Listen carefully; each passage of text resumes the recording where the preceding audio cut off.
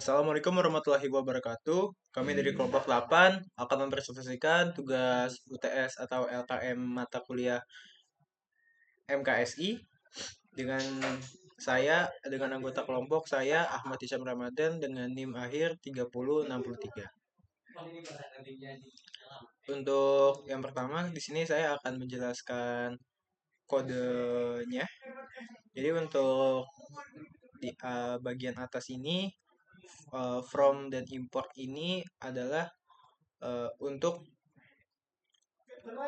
penggunaan metode kriptografi. Untuk kriptografi.hazmat ini berisi primitif kriptografi untuk enkripsi simetris dan asimetris. Kemudian OS digunakan untuk menghasilkan angka acak dan base 64 untuk mengubah hasil enkripsi menjadi teks yang dapat dibaca.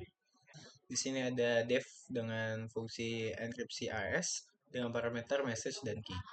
Di sini message itu adalah pesan teks dalam bentuk string yang akan dienkripsi. Kemudian key adalah kunci enkripsi AES atau simetris yang diharapkan memiliki panjang sesuai dengan bit yang ditentukan.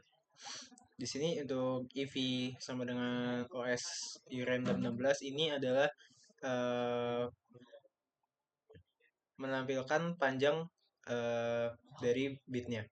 Untuk panjang bitnya sendiri ini adalah 16. Kemudian Cipher Algorithms ISKey mode CFB EV backend sama dengan default backend ini adalah membuat objek Cipher menggunakan algoritma AES dan mode CFB atau Cipher Feedback Mode. Untuk algoritma AES-key untuk menentukan algoritma AES dengan kunci yang diberikan. Kemudian mode CFB EV mengatur mode operasi sebagai CFB dan menggunakan EV sebagai vektor inisialisasi. Kemudian backend sama dengan default answer backend. Di sini untuk menentukan backend kriptografi yang akan digunakan dalam menggunakan backend default dari kriptografi.hazmat.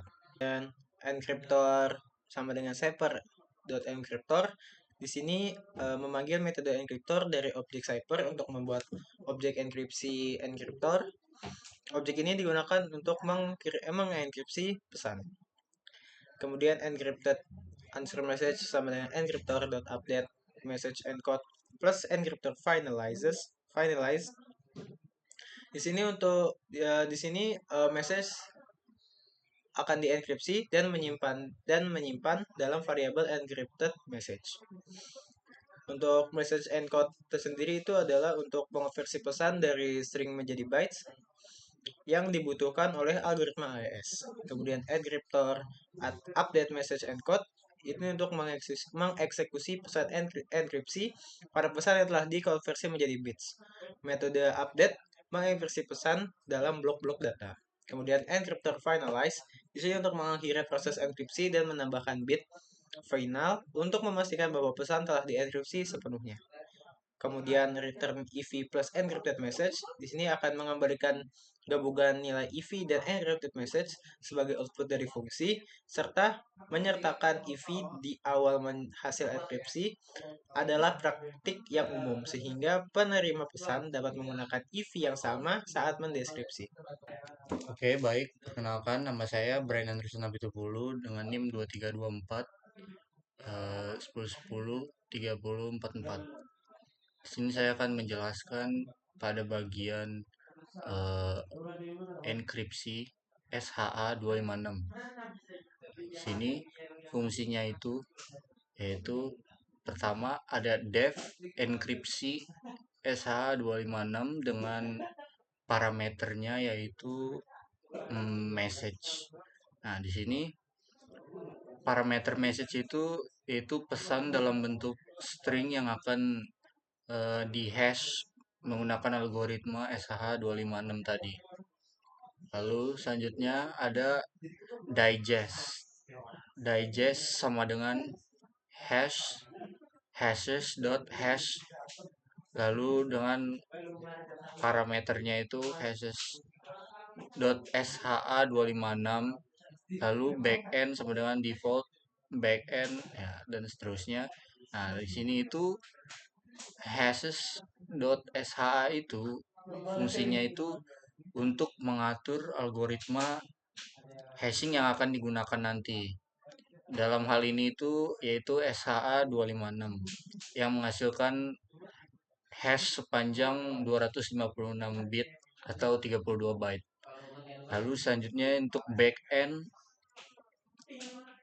sama dengan default backend itu maksudnya adalah menggunakan backend default dari library kriptografi yang sebelumnya untuk menjalankan operasi hashing ini. Jadi menggunakan backend defaultnya bawaan. Lalu selanjutnya ada uh, digest.update, lalu dengan argumennya yaitu message.encode.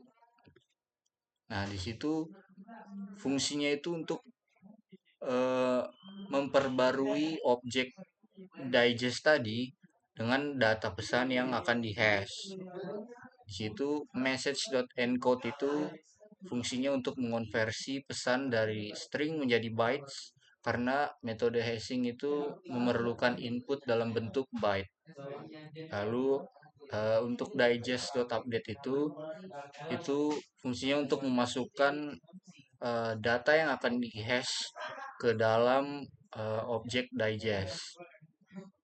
Metode update yang itu update itu untuk memungkinkan hashing data dalam potongan-potongan, tetapi pada contohnya untuk simulasi ini itu keseluruhan pesan itu akan dihash dalam satu langkah.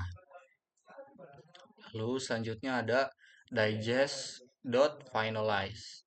Nah, di sini itu memanggil digest.finalize fungsinya untuk menyelesaikan proses hashing dan mengembalikan hasil hash dalam bentuk byte yang kita mau tadi sebelumnya.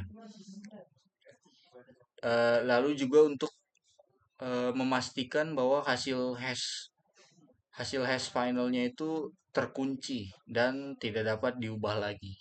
Perkenalkan, nama saya Abdurrahman Qaim Hakim Muhammad dengan NIM 232410103882.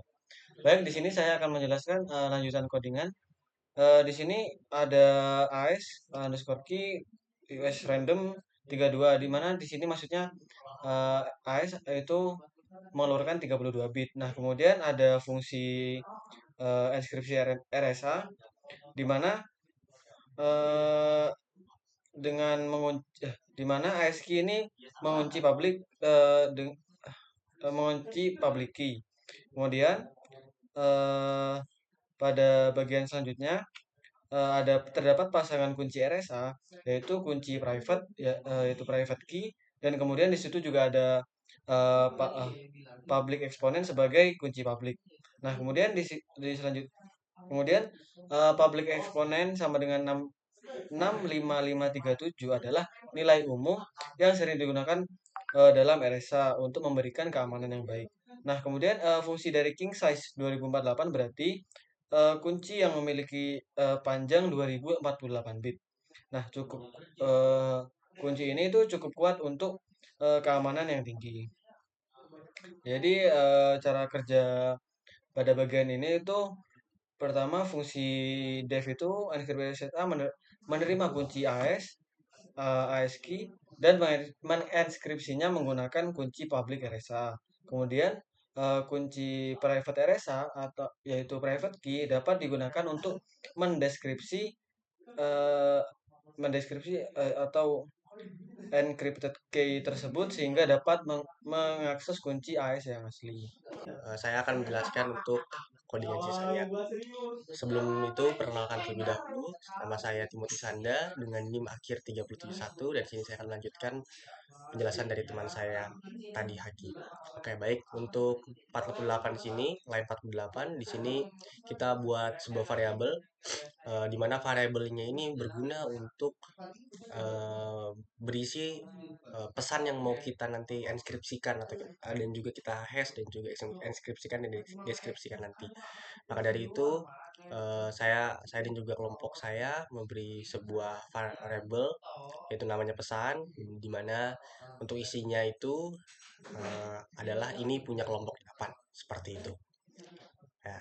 Lalu setelah kita sudah dijelaskan oleh teman saya, oleh tadi Hisham dan juga Brian dan juga Haki. Lalu setelah itu maka mari kita lalu setelah itu kita panggil. Di sini tinggal kita di sini akan memanggil dan juga sebentar lagi akan codingan yang berakhir di line 51 di sini. Untuk yang pertama kita buat sebuah variable enkripsi message di mana di sini punya fungsi dengan parameternya itu yaitu pesan, yaitu variabel ini, dan juga parameter yang kedua yaitu ASCII. Nah, lalu kita print kan, di mana printnya itu simetris AS. Nah, dengan ini artinya base encoding. Nah, di mana base encoding ini kan sudah kita from kan dari yang sini, sudah kita from kan di sini. Jadi kita tinggal panggil saja base encodingnya. Seperti itu, tinggal kita panggil base encodingnya, di mana parameternya itu enkripsi message yaitu yang ini, variabel yang ini. Lalu kita decoded. Nah, gunanya decoded ini untuk apa? Untuk merubah yang tadinya bit kita ubah menjadi string. Jadi decoded ini berguna untuk mengubah yang tadinya bit itu diubah menjadi sebuah string. Jadi kita menggunakan decoded. Jadi kalau tidak menggunakan decoded, nanti message-nya ada tulisan B di depannya seperti itu.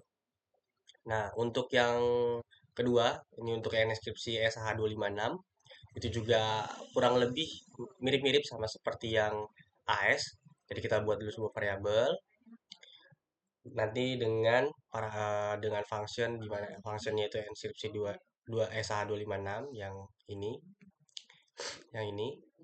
Oke, fungsi ini dengan parameternya itu pesan.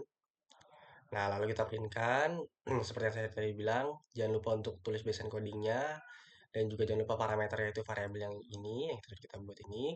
Lalu jangan lupa kita decodedkan. Dan untuk yang enkripsi public RSA juga seperti itu, sama kurang lebih sama seperti nomor 1 dan juga nomor 2 untuk yang AS dan SH256. Untuk RSA juga seperti itu.